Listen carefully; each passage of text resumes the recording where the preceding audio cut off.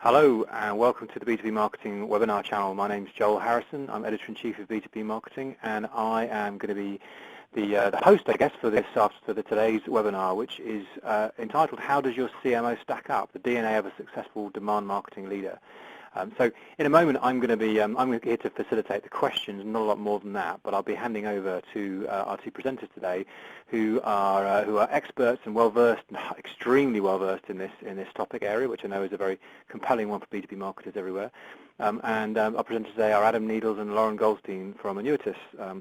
They are respectively, Lauren and Adam are the CRO and the CEO of Annuitas, who are a demand gen agency and consultancy. They've got collectively over 40 years of experience of B2B and demand gen marketing. So they've forgotten more than I've ever known about this kind of topic. So I'm sure they'll have a vast array of things to tell you about. Adam is author of a book called Balancing the Demand Equation, which is a great text for this topic. He's also been named one of the 40 most inspiring leaders in sales management. So I have definitely an absolute heavyweight in this area, someone who with an awful lot of knowledge and expertise we're looking forward to hearing from. So my job, as I say, is really to ask intelligent questions, hopefully, and coordinate some questions from the audience. And we'd love to get as many of your questions as possible during the course of the day. So please do use the questions functionality, which you can see on your screen, to ask questions or to get any clarification of anything we've talked about today. We'd love to get as many of your questions as possible. We'll be going through those in about 40 minutes' time. We're doing some polls today. So when during the presentation, when the polls pop up, please do participate in those. It's really great for us to get a perspective about what you think about these issues. It helps us understand where the audience is in relation to this topic, and provides a real more interactive process. And just last thing, don't forget that if you'd like this webinar and you've enjoyed it and you'd like to watch it again, you can do that. It's going to be available on demand. We'll let you know about that afterwards, and we'd love you to share it as well. So that's all from me for now. I want to hand over to Adam and to Lauren, and looking forward to hearing what they've got to say. Guys, over to you. Wonderful. This is Lauren Goldstein. Thank you so much, Joel. I will take it from here. And first of all, depending on where in the world you are today, good morning, good evening. Thank you guys so much for joining. Just a super quick bit on who Annuitas is, perhaps not a household name, but in fact the kinds of companies that we're working with, helping them transform their digital demand are names that you have heard.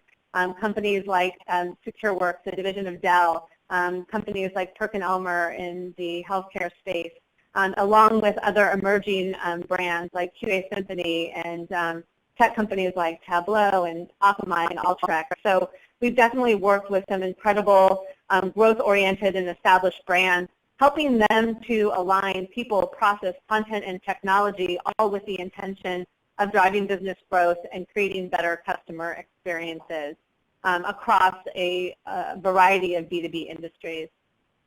But in terms of what we're here to talk about today, we're obviously pulling in from all of this great experience that we've had over the many years we've been working with those types of brands.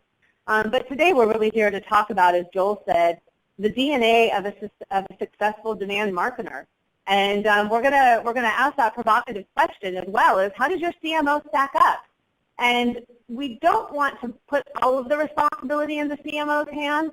So I'd say feel free to interpret this a little bit more loosely, but how do you and how does your team stack up? How well are you doing? So we're going to talk a little bit about why it is we think a change is necessary. We'll share some industry stats. We're then going to take a look at what a successful leader or what a successful team looks like. We've also just completed a survey, a benchmark study, where we spoke with over 200 business leaders within B2B organizations of all types. And so we'll be sharing some of the data from that benchmark study during the session. And then the third section that we'll be covering off on today is the what. So what does it look like? If you first understand the why, you then understand perhaps what are some of the steps that we could be taking and why is that important? Last but not least, we want to make sure that we leave you today with a view for what we can be doing to change. How can we change? So with that being said, let's start with our first chapter at hand, the why. Why do we need to improve demand marketing? So the first, I guess, question that we need to be asking ourselves, or the first edict that I think we need to be considering, is we must improve the outcomes from demand marketing. I'm imagining that you've all taken an hour out of your day to attend this webinar, not because you think you have it nailed in every area of your business, but perhaps there is that lingering question in your head of, well, what could I be doing better? And that's something that we definitely want to explore. So before we jump into this section on the why, I'm curious, and we're going to set up a poll now. I'm curious, who's satisfied with the outcomes currently created from demand marketing or from demand generation efforts? I'm just, you know, if we can get kind of a quick poll, and I'm assuming that the poll is going up live, how satisfied people are. All right, so the options here are extremely satisfied, we measure revenue performance, meet growth targets, and continually optimize. The second option here is we're relatively satisfied, we measure performance, we hit targets, but we don't really have a great way to optimize or rinse and repeat this. The third option is that we're kind of neutral. We're doing some things well, but not really consistently. And the fourth option is we're not satisfied at all, or maybe we haven't really developed the way of doing it. So I'd love if everyone could just kind of take a moment and answer. My guess is that most people fall into that second or third category, that they're relatively satisfied. You know, they may be hitting some of their metrics, but that they don't really have a good way to rinse and repeat, or they don't really have a good way to optimize. That's where I'm thinking that most people will fall. Although as I'm watching the results come in, it looks like there's more neutrality, meaning that we're doing some things well, but not really consistently. So perhaps there's an even kind of bigger opportunity for the folks that are joining us today and the folks that will be listening to this webinar afterwards to take some of the recommendations that will be made along the way. So where we're netting out is it looks like the majority are in a neutral or not satisfied state. So I guess the good news is that we are acknowledging that there's room for improvement, and with that we'll move forward with the rest of our insights. So for those that are not incredibly satisfied with how you've been performing to date, I'd say that you are amongst company. When you look at how demand marketing is performing, we're actually failing a lot more than we're succeeding. When you look at what Serious Decisions publishes as the average from a B2B inquiry to close one, so what that percentage is, that 0.3%, that's from the first time somebody either meets you at a trade show or perhaps they download a piece of content on your website. The conversion rate from that first inquiry to close one is of 0.3%. So we're actually failing an awful lot.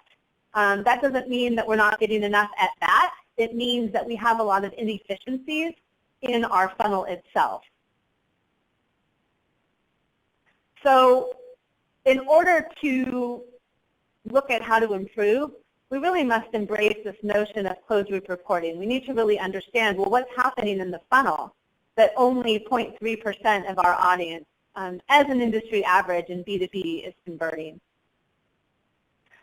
As I mentioned, we went out and surveyed over 200 business leaders in B2B organizations across a lot of different industries and across a lot of different selling types, meaning companies that have transactional purchases, companies that have relational purchases.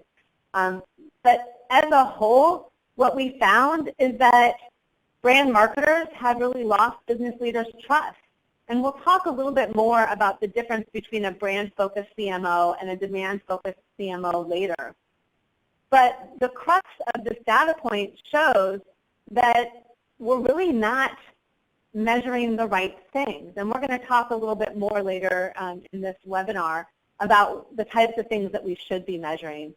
But perhaps part of the reason that we're not reaching the success metrics that we want is because we simply don't have the right KPIs defined. We don't have the right things that we want to measure.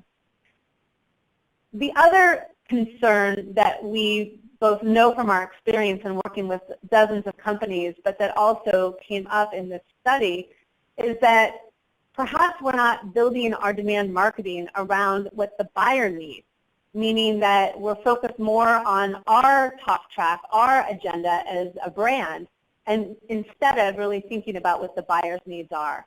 There's a couple data points that we borrowed from Forrester and from some other analyst firms that help point this case too. So when you take a look at, how do you feel your digital customer experience compares with your customers' expectations, again, what we're seeing is that admittedly, brands are not doing a great job. Most of them are not meeting expectation, or perhaps are marginally meeting expectations.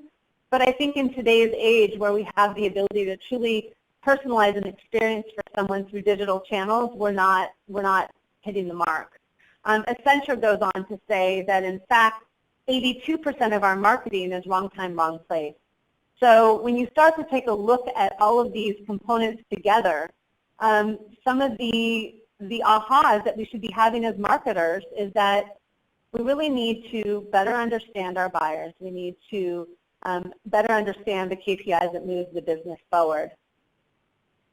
And in fact, we have data that suggests, and this is a more difficult kind of set of metrics to look at, and again, all of these areas we're going to be diving into more deeply, but in fact, when you start to do some of the pieces that we'll be suggesting, like being more buyer-centric, like measuring the KPIs that really influence somebody through the entire funnel, in fact, we can drive better performance. So that sets the nice stage for where we want to go from here. It's not, enough to just put activities into market, but we really need to be driving performance in our organization. So with that being said, I'm going to pass the ball to Adam Needles, our CEO, and he will take us into the next chapters to start to solve for how we can improve. Thanks, Lauren.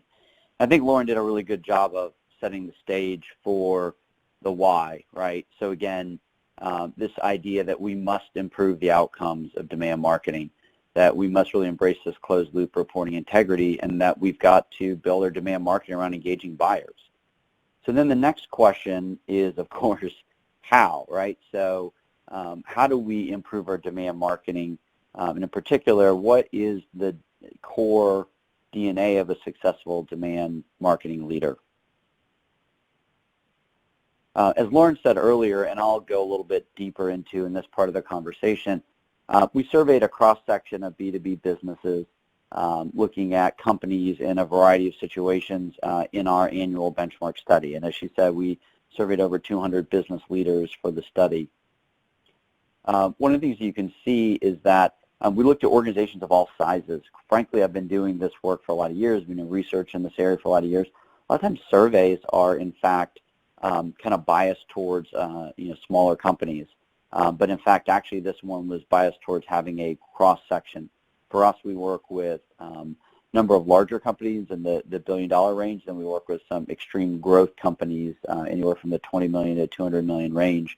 And so we wanted to make sure that for the benchmark, we were really representing the full range. We also wanted to represent the full range of B2B situations.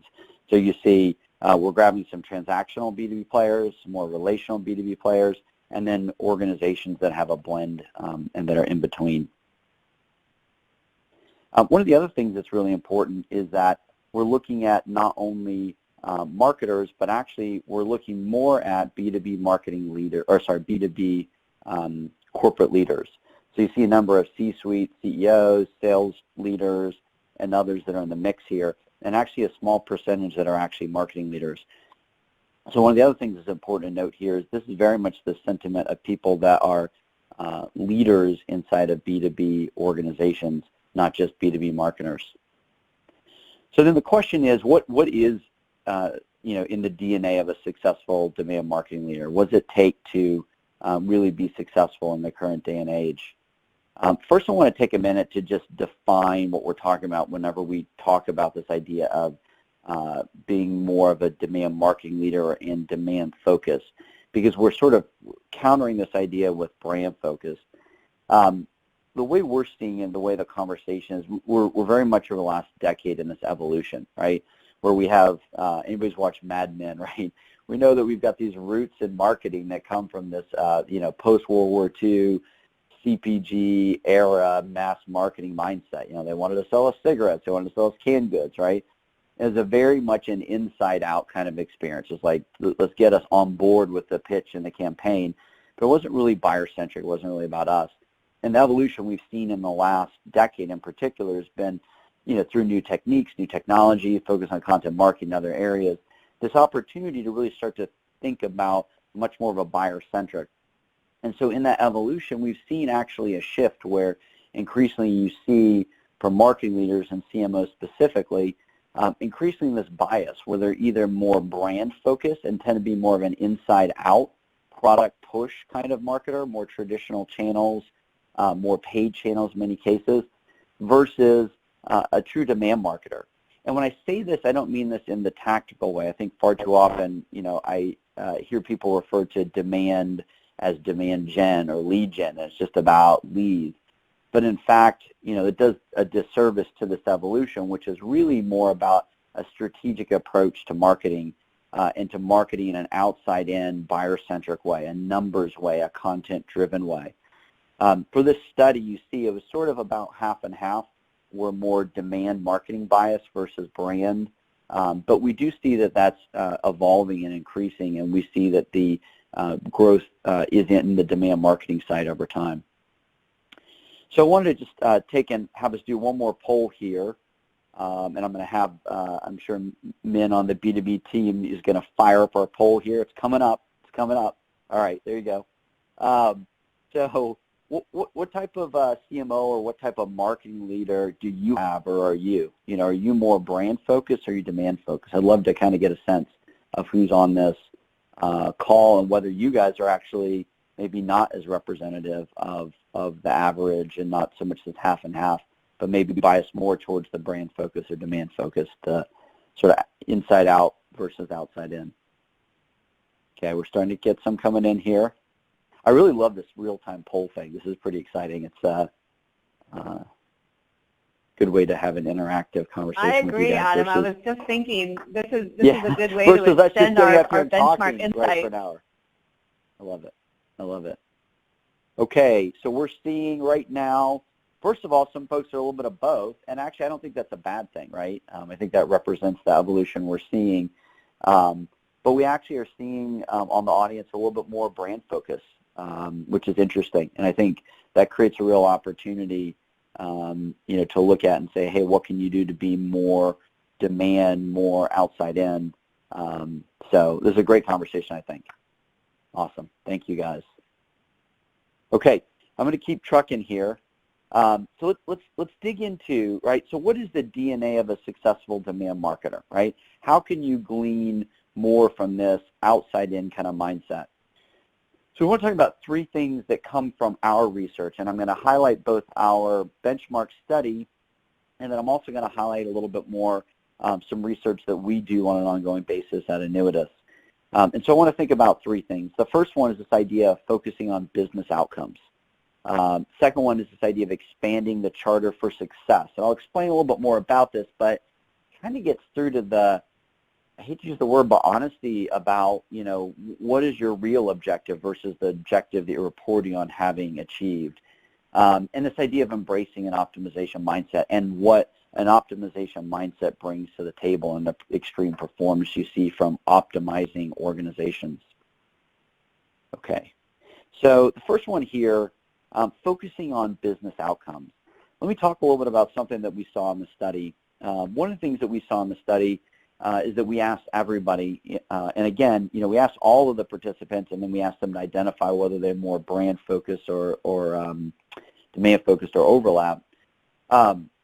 Do marketing sales have common KPIs?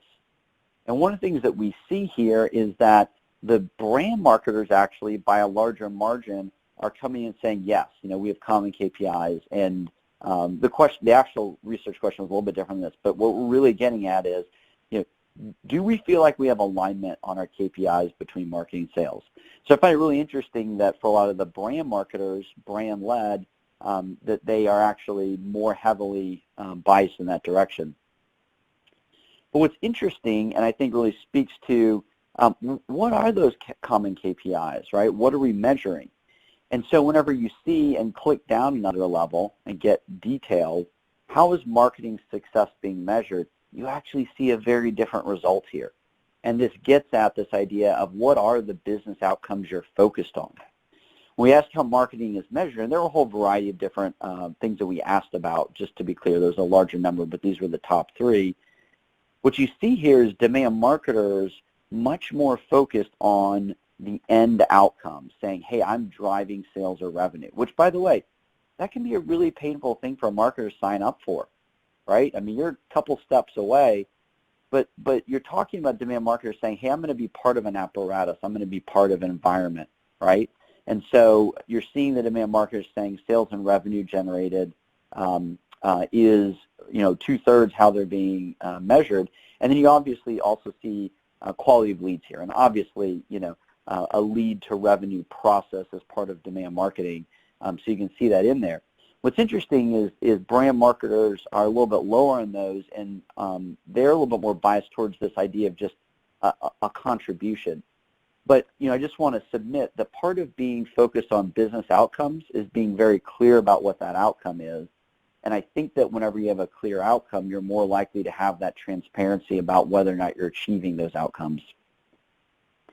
And I think that you'll see that as we jump into the next piece here. And so this is sort of closely linked to the first point. The second point is this idea that we need to expand the charter for success. We need to be clear about what we believe success is. Do we believe success is a successful campaign, or do we believe success is a success in the business? Having the clarity of that frame and that charter, I think, is really what we need to be talking about. And so we see this again, and you'll see this pattern where you ask broader questions, and the brand marketers are all over it, and you ask more detailed questions. The demand marketers seem to click down a little bit more. So when you ask how effective is marketing, brand marketers by a large margin, clicked through and said, yes, we're doing really well, we're being successful. So first and foremost, obviously their frame, their charter, they believe they're being successful at. What's interesting here is, and I believe this is part of the mindset, I believe demand marketers are actually a little bit skeptical. It's not so black or white, like, hey, am I doing great or not? It's, hey, I constantly have an opportunity to improve. And so I think it's interesting in a macro way for the demand marketers to be a little bit more focused on, hey, we're moderately effective, or we could be doing better. Whereas the brand marketers are saying, hey, we're doing really well today. We asked the same, a similar type of question as it relates to use of technology. So how effective are you today? The brand marketers, were far and clear saying, hey, we're being very effective today. We're doing a good job. And the demand marketers are saying, well, we're good enough, right, or below average, which really means, hey, we could be doing better. But what's interesting, again, too, is, what's the frame, for the brand marketer and their use of technology? What's the frame for the demand marketer? Many demand marketing leaders are much more engaged at a deeper level with a broader stack, right, with an actual end-to-end lead to revenue process with CMS and marketing automation and CRM all working together. So your frame really matters here. And so this is interesting, how this pans out. So then let's click down another level. When we asked and we pivoted just by the business leaders and the sales leaders, okay, you're saying that you're doing well. You're saying that, particularly as a brand marketer, you're largely being successful, and you're largely being successful in executing, particularly use of technology. When you then click down to asking and pivoting by the specific business leaders, right, GM, CEO, sales leadership, do marketing metrics need to be adjusted? By a very large percentage, they're saying to the brand marketers, actually, they do need to be adjusted. And so this gets into your charter, right? What is your frame of what you're trying to achieve and of success? And if your frame is a campaign is, sort of a very narrow thing, you're likely to be successful at it. But your business leaders may say, hey, you have the wrong frame. And so from a standpoint of being a successful demand marketing leader, it's important that you have that broader frame, that business outcome-oriented frame, and that you're defining your success and aligning it with the success of the business. Okay, so let's talk about our third point here, and I want to present a little bit of data from work that we do on a recurring basis. The last thing that we see, and it's a key to being successful demand marketing leaders, this idea of embracing an optimization mindset. And one of the things that we see is that those who embrace this mindset, and you saw a little bit of that in the qualitative responses coming from the demand marketers, where they're saying, hey, I could be a little bit better. I'm not my best yet. I could be a little bit better, right? We'll take that a little bit further. An optimization mindset is about continual achievement and continual improvement. And so one of the things that we see, Lauren spat off a couple of data points earlier, but in particular focused in on, hey, the average lead to revenue we see in the marketplace, and Sirius reports it from an inquiry to close one basis, is about 0.3, right? And that's an aggregate statistic. But it's interesting to note that when we see organizations that are embracing that optimization mindset, they significantly outperform. And so our data science team actually really recently just did some updates to our benchmarks to see how clients that are really going after a demand transformation, really taking that focus and refocusing around the buyer, refocusing in an outside-in charter way, you can see that they're performing 3, 4, 5 times better than the average. You see that here in the first column, which is the inquiry to close one. We call it engage to close one, where Sirius's number was 0.3. Across several industry benchmarks, the average is about a 0.5. But organizations that go in and optimize, right, on average are doing about 1.27 or higher. So that's 2 to 3 times improvement. Imagine what 2 to 3 times improvement of your lead to revenue process would actually look like. You see it too if you click down a couple more. This really tall column, second from the right, looks at the average lead to opportunity conversion. And again, if we average a couple industry benchmarks that are out there, we get at about 30-31% average lead to revenue. But organizations that go in and take this optimization mindset actually achieve about a 41 to 42, right? So that's nearly a 50 to 60% improvement on that. So we do know that an optimization mindset. Yep, go ahead. I was going to say one thing I want to just let our audience know is when you look at some of these dramatic increases in pipeline performance, I just want to call out, this is not for the faint of heart. I want to make sure that, it's clear these are not insignificant changes that we are advocating. This is actually really changing the way we think about performance as marketers. It's definitely not for the faint of heart. Yeah, no, I think that's a great point here.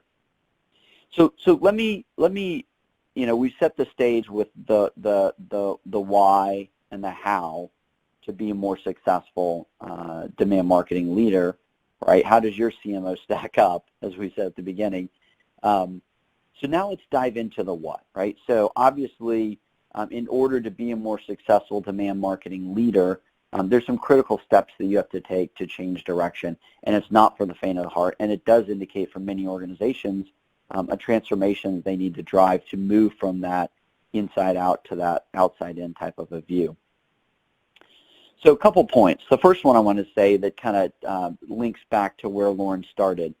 We definitely see traditional tactical demand marketing activities, and we hear these words all the time, one and done, random acts of marketing, spray and pray.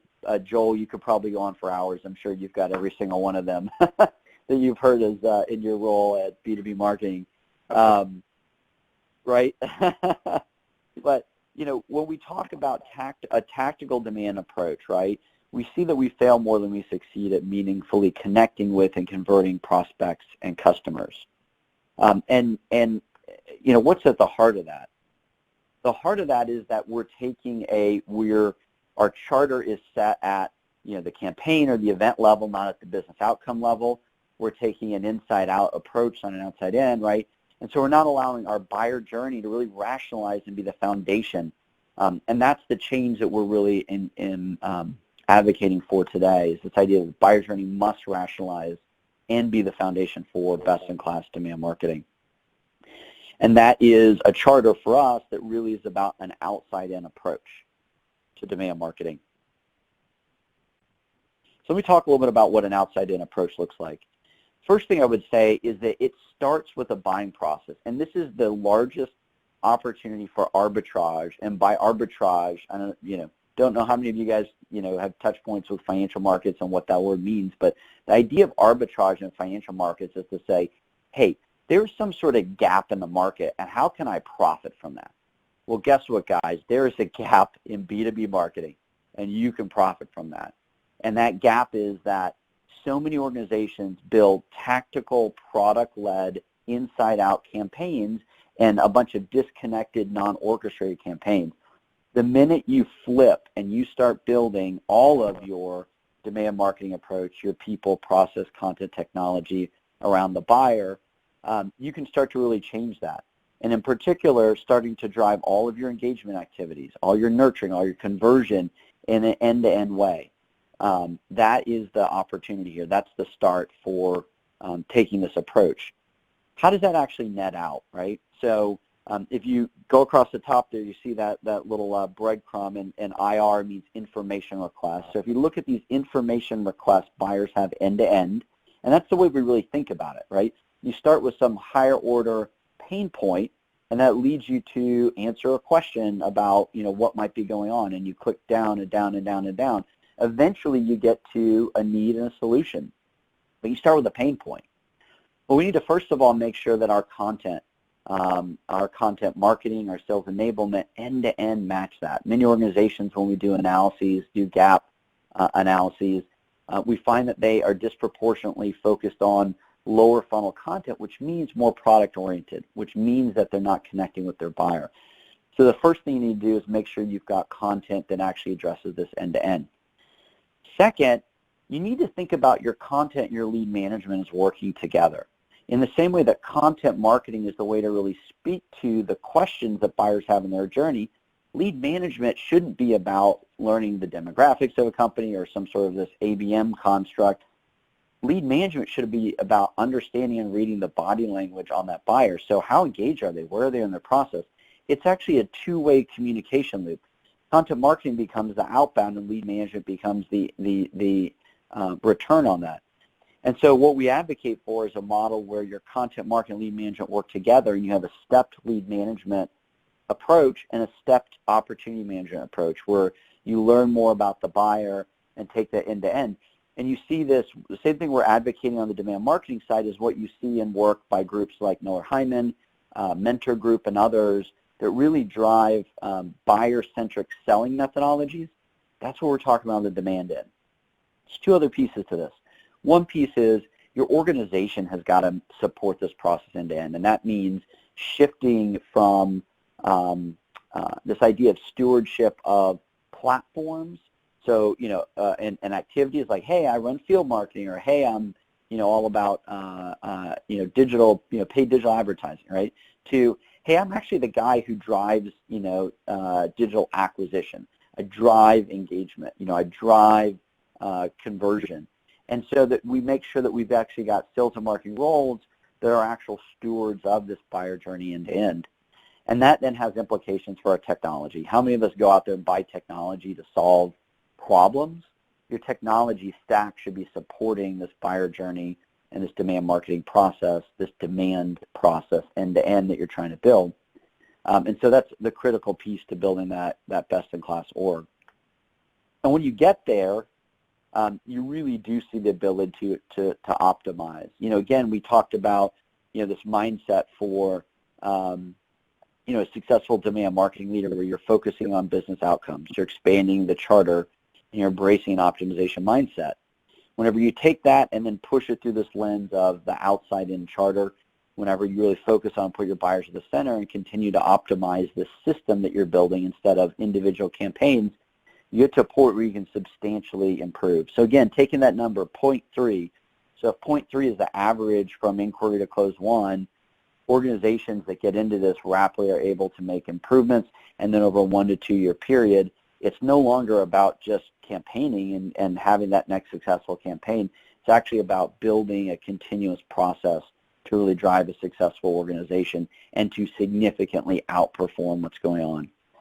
And so that's where Adam, we really want to lead. before you move forward on that slide, I have to call out the obvious, which is, while we all might like to drink martinis, that in fact, if we can get our funnels looking more like a pint glass, that in fact is actually better outcomes for your business. Exactly. The organization on the right is a lot more efficient and it's higher ROI than the organization on the left. And that's why, and I think this really frames up the dialogue, Joel, that I know you want to kind of end with a little bit of a panel discussion and take some questions from the audience. I think that all of this really aligns to this idea that our charter has got to be outside-in demand marketing. So we started with this idea of what is the core DNA of a successful demand marketing leader, and we talked about why you need to be successful, the how and the what. And I think where we really ended is this idea that the core of that success is this outside-in positioning that sets you up to be successful and to really drive the right kind of engagement with your buyer. Okay. Great. So before we jump into the Q&A, I do want to mention that throughout our presentation today, we did share some statistics from a benchmark study that we will be launching in the late May, June timeframe. So everybody who has attended this webinar today will have access to a copy of this full benchmark study. There's a lot of good details in there, many that were shared again during our presentation today, but also many more that I think will be both interesting and helpful to you as marketeers. So please keep your eyes out for that, and if you have any questions, please let us know. And with that, I think we're going to jump into the Q&A. So Joel, we'll turn that over to you. Great. Thank you very much, guys. That was an absolutely fantastic presentation. Lots of great insights. A very compelling picture presented. A great case for being a demand marketer, and a lot of backing to that. So it'd be great to kind of jump in and just dig into what that means and some of the practical points around that. So we're very, very keen to get questions from the audience around this. So please do get your questions in now using the questions tab on your screen, and we'll get to as many of those as we can during the course of the next 20 minutes or so. So yeah, we'll get through those quickly as we can from the audience. And remember, you can always listen to this again if you'd like to later on. I guess the first question for me to kick off, Adam. I mean, you and I have known each other about 10 years, and we've been, at that time we've been talking about demand marketing. And some of the statistics that you guys presented here, some of the stuff from Forrester and Sirius, presented it that there was some. People aren't doing this stuff very, very well. Are you surprised by that? Is that a poor indictment on the industry? We've been talking about this stuff for such a long time, and yet people are still struggling to get it right. Yeah. So it's not surprising. It is a bad indictment, but it is an amazing opportunity. There is really a path to substantial success for B2B marketers that I think that is missed out there. And I know how it happens. I've been around long enough, right? So I started as a tech marketer and then eventually made my way to leading marketing for a company in the B2B space, and then made my way into the tech side at Silverpop, and then made my way to saying, hey, we need a new methodology, and doing the work that led to Annuitas, right? So I've seen all the different sides of this over time. What I know about B2B marketers is that they're often put in an untenable situation. I really don't like, in fact, one of my discomforts with the ABM trend isn't ABM. ABM is great. Like, you should have account-based that's part of all of your demand marketing. It should be part of it, not a separate thing. But sometimes in this ABM dialogue, it becomes this, oh, well, marketing should serve sales, right? Nobody should serve anybody, right? Everybody should be working together. When you serve people, then somebody else is at a disservice. Somebody else is not able to contribute equally. And what I think is the issue is that too frequently marketers get told what they, hey, here's what we need out of you. Here's the event we need to do. Here's the, we need some leads for this. We need a list for this. And they respond with, okay. And I think that the transformation and the change opportunity is actually for demand marketers to lead. And to lead through the lens of the buyer. And so it's a huge opportunity. Joel. Yeah, go ahead. Yes, I completely agree with that. I mean, it's absolutely marketing. It shouldn't be another stick for sales to beat marketing with. It should be marketing. It should empower marketing. And often, you hear, when the marketing automation wave first hit, it was talking about creating a new means for dialogue, but actually, it just created. I often hear people saying it created a new means for conflict. So, I think to do this properly, marketing should be empowered. So I totally agree with that. Were you going to come back on there? I wasn't. No, that's it. I mean, that's it, guys. The step one, the key to successful demand marketing is leading, right? And I think that's a starting place. Okay, all right.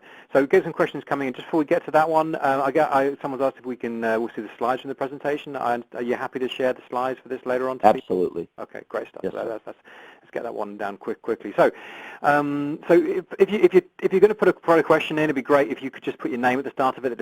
We can't see who you are, so it'll just help me just to call you out. Don't have to tell us where you live or anything like that, but just personalize a little bit. So it's just helpful we know who we can talk back to. It's a much nicer process. I hope you'll agree.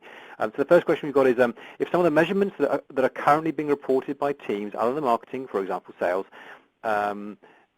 If some of the measurements are currently being reported to other teams other than marketing, for example, sales, how do you take back this as a marketing measurement without them feeling that marketing is stealing their thunder? Good question.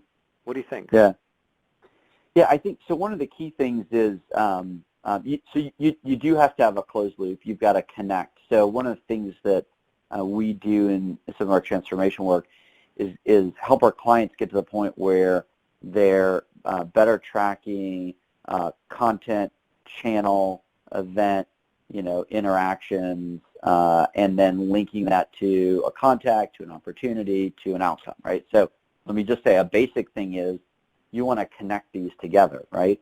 Your metric is not, as marketers, the sales outcome. Your metric is the contribution, is the portfolio of interactions that supported that outcome. And so it's a shift. At a technical level, sometimes we refer to this as a concept of elasticity, but I think about it as it's sort of as a portfolio mindset. So we typically have a combination of content and channels and things that we're doing as marketers investing in, just like an investor would. And so you've got this portfolio, like, you've got a little bit of Microsoft stock, you've got a little bit of, I'm trying to throw a British one in there, retailer, Marks and Spencer. There you go. So, so you've got you got a retailer, you've got a tech, you've got a couple of different that are in the mix there, right? Similarly, as a marketer, right, so we've got this combination of channels and activities and content. The real question is how we optimize that spend to drive incremental more sales outcomes. So the measurement is not the sales outcome. The measurement is the elasticity or the contribution or the predictivity of interactions with different investments to those outcomes. So you want to close the loop and be able to show that. And really what you want to show is the optimization activity that can help create lift. So your metric is not the revenue. Your metric is the lift, the improvement.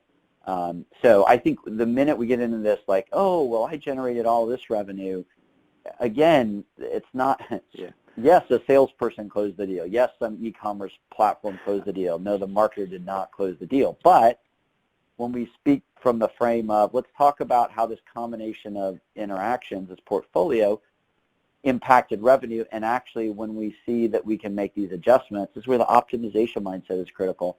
How much lift we can deliver. Now that's a discussion.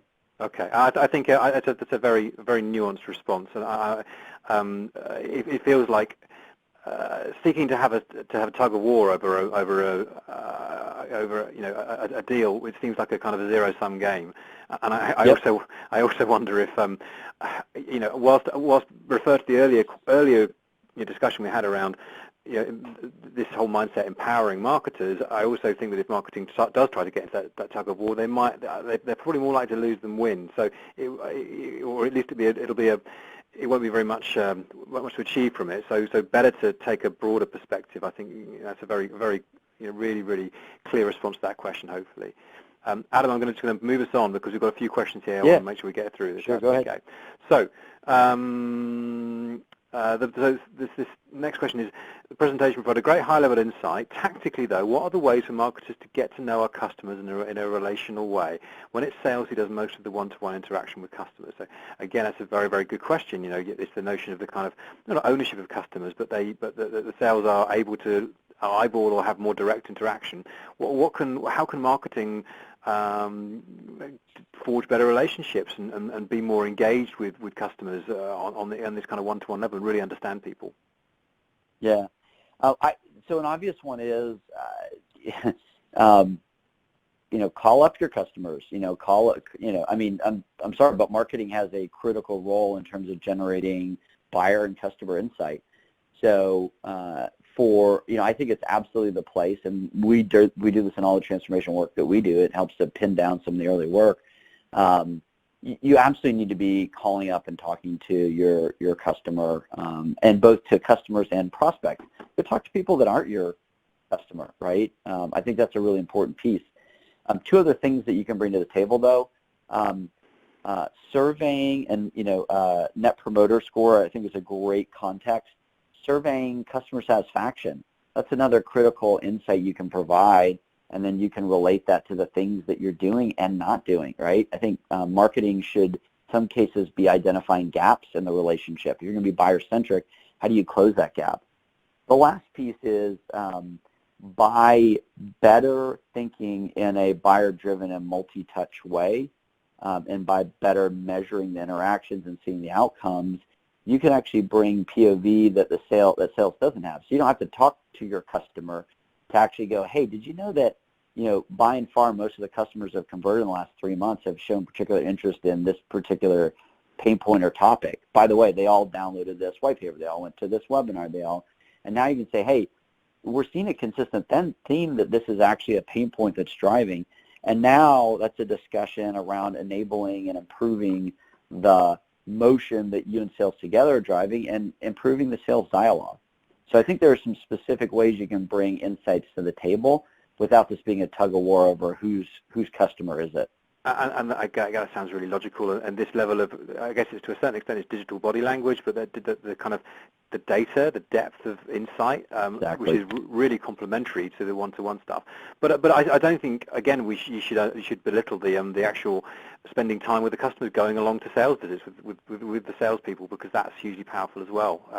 And this is, by the way, this question. So I was going to say, I want to chime in here too, because I think you call out a really important point, and that is, we can do a lot of customer research, and we always do. We can learn a lot by, talking to our customers, talking to prospects, using Net Promoter. But there's nothing more insightful than actually seeing what people do, how they engage with content. And that's why having those metrics and understanding the metrics that aren't just getting people engaged, but are getting people engaged down that critical path, right? So making our martini glass look more like a beer pint. Being able to really see what's happening in market, that's one of the best things that we can use to then further build our knowledge set of what will help other people. Yeah, I think it's a really good point, and it's this sometimes often you have this wrestle between the anecdote, the one example that's very powerful versus data, and it's good to be able to have a mix of those two. So yeah, I'm certainly glad you agree. That question was from Jessica, by the way. Jessica, apologies to not name check you at the beginning. I just saw your name in the second when you reiterated the question. So Jessica, thank you very much for that. If it's okay to move on to the next question, guys, which is I'm mindful we've got about 10 minutes left and want to make sure we get through as many of these as we can. So next question is, what tools, articles, or presentations would you share to educate a CEO unfamiliar with MAP and its value? So if you're basically, I guess you're trying to sell this vision into one of your customers, who in turn wants to sell it onto their CEO. Why should we make the change to this way of working? How can we demonstrate the value of it? Yeah, Lauren, do you want to tackle that? I mean, I think that proof matters the most. One of the things that we often help our clients do is actually put together the mathematical business case. So again, going back to that statistic of taking a look at only 0.3% of the average inquiry converts to closed won. Well, what if you peel that back a little bit? What if you don't just get more people on the top of the funnel, but what if you start having more success converting people through the course of the funnel. I think having some of those conversations with your CEO is really important. So, we even go as far to build out what we call a quantitative model, where we put the evidence in front of them, and then we need to put the plan and all of the executional components into place to make that happen. But there has to be a little bit of, I'll say, willing to kind of put your neck out there and say, listen, I think we can impact our numbers, and here's what it could look like, and here's what we need to do. And it really is, as Adam walked through today, it's about not just aligning your processes and your content and your technology stack, but there's a big change management component. So I'd say, leading with the numbers is where I'd start. Yeah, one other thing I would add is just we've actually created some content. So, for instance, on our site, we have something called the CEO's Guide to Demand Generation. And we've created a number of change management pieces there to help educate up. There's some things on here also about helping the CMO better understand demand gen, et cetera, et cetera. So I just want to point out there, marketing technology and its role in demand gen strategy. So it's a great question, which is how do we connect the dots? And I know one of the things we've been trying to do through sessions like this and through some of the content we've been creating is just do a better job. Whether you ever work with us or not, I would love to work with everybody, but whether you work with us or not, we've got a lot of great content I'd love to share with you guys that actually helps to make the business case. So I do think that's also one good solution here, which is we actually have some of this content we've created and we put on our annuitas.com site. Okay. That's actually a great point. There's an article out there called The CEO's Guide to Demand Generation, which could be a good starting point for this person. Will you hopefully you guys will be able to share that with the audience afterwards, because that sounds like a that's a great thought. Okay, so I agree. The second, I'm sorry to be moving things on briskly a little bit.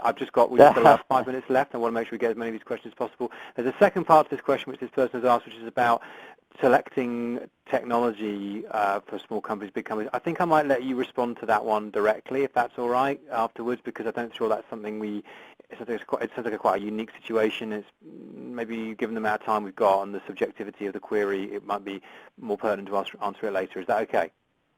Yeah, happy to answer that directly. Okay, so if we can... Yeah, that's fine. And as you move forward, Joel, I'm going to actually share my email address for a moment. So if there are questions that people want to get answered that we didn't have time to get to today, I will absolutely field all of those questions and do our best at getting back to you in a timely fashion. So please feel free to email. And Joel, I'll turn this back to you. You can definitely put one or two more questions out there before we wrap the hour. Great stuff. So we've got a couple of questions left, but there is still time. If you've got a question for Lauren and for Adam, we'd love to give you the opportunity to answer it, or I'm sure they'll love to answer it offline later on. But so the next one we've got is, what evidence or feedback do you have from non-marketing people, e.g. CEOs, that if the metrics were adjusted to take the business focus you described, then that they would then say marketing was concentrating on the right metrics? So basically, how can you prove that this makes a difference, I suppose? That's a way of shortcutting the question, I think. Yeah, I mean, I've loads. So not only some of the content we referenced a few minutes ago, but we see loads of data all the time. I'll give you an anecdote. I had a client in the security space that was about to cut their webinar program because they were so focused on, quote, lead sourcing. And in fact, this was a really critical mid-funnel touch point. And so by better analyzing the buyer journey and the multi-touch and the outcome, they were able to say, hey, actually, this is a critical piece of the work that we're doing. And so, I would say that there is a lot of evidence. I'd be happy to take that one offline and point to some direct evidence. But there's a ton of evidence that whenever you shift to the outcome, it actually changes where you want to invest. It does all go back to this sense of, as you say, change management, the sense of it being, this is not something which you can just do easily. It requires and I've got a whole list of questions which you haven't even touched. It's a kind of it's much a philosophical, intellectual change. It is a kind of process-orientated change. Is that fair? Exactly. I agree. Okay. So the last question you've got submitted, don't miss out though. If you've got a question you're burning to ask, please get it in now. We can see we can answer it before we have to close the webinar. So this person says, we use an awareness, understanding, engagement, leads, contribution to pipeline model. This isn't groundbreaking, but it works to some extent when you can attribute effectively. It's the attribution between brand awareness and understanding to the more commercial metrics that is a challenge. Do you have any thoughts or advice? Yeah, I mean, I would, so I believe the person I heard say, awareness, understanding, engagement, leads, contribution, and I think that what they're really trying to espouse this idea of what role different activities play in the process, and that's exactly what you need. I would say that just make sure that there's granularity to that process, because awareness is actually not the first stage in any buying journey. There's some pain point that was the first stage. And so I would say sometimes we superimpose these concepts. So I totally applaud what the questioner is doing. My thought or advice would be to just say, I think you could probably refine and improve this to be a little bit more focused on a buyer-centric view of that process, but I think you're already going down the right path. Okay, so I'm just good. Thank you for that. I'm just going to ask a couple of questions as we've just got about a minute left, and I just, I'm going to take the opportunity as I've got you here, a captive panel. I was fascinated by the pieces around the kind of the perceived effectiveness, the self-perceived effectiveness of brand marketers versus demand marketers, and how brand marketers just seem to think they were just doing a much better job. I thought that was really interesting, and I wondered if it was just, is it because demand marketers are more modest, or is it because they're more grounded, or is it something else? My take is more grounded. Lauren, what was your take? I think it's that they're more grounded in that they have higher expectations of what's possible. And I think brand marketers for so long have been satisfied with what we consider, I hate to call them soft metrics, because brand is an important thing, but I think that the demand marketers are just more grounded and have higher expectations, but they also acknowledge that it's hard, and so are perhaps a little bit more self-critical. Yeah, it feels like they're the realists to me from my understanding. I was just surprised at the number of people who actually said, who fell that side of the brand demand kind of equation. Were you surprised? Lauren, we're both being intentionally quiet, I think, Joel. I don't know that we were entirely surprised. Okay.